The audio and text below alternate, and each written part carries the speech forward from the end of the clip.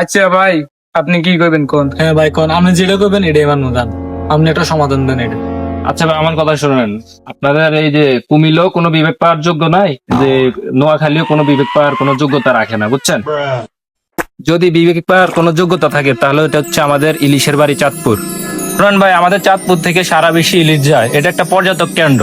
তো কোনো জেলা যদি বিবেক পায় তাহলে সেটা হচ্ছে আমাদের চাঁদপুরের। শালা কামটা করলো কি? ভাই এতরে ধরবেন ভাই।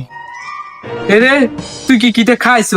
আমগো দুইজনের দ্বন্দ্ব, আমরা দুইজনে মিলে এটা ফাইটেছি না। এতে এদের বিবেক চাইতে আছে ভাই। ভাই আনুকে চাই মাপ চাই, ভাই এতে দত আর কোনো বিবেক লাগতো না ভাই, লাগছে ভাই। কামটা করলো কি, কিভাবে চালি ভাই এতরে তো ধরতে এলাম না। থাক ভাই, আমরা হইতে দ্বন্দ্ব বাদ দিয়ে দেই ভাই। আমরা ভাই আমরা আইন ভাই, আমরা দোকানে যাই চা খাবার ভাই। ভাই আপনি গরুর দুধ দিতে ওখানে একটা চা আছে, বিলিন দাই দিন ভাই, ঠিক আছে? না ভাই বিল আমি না না ভাই, বিবেকের মারে বাপ, ঠিক আছে নি আমরা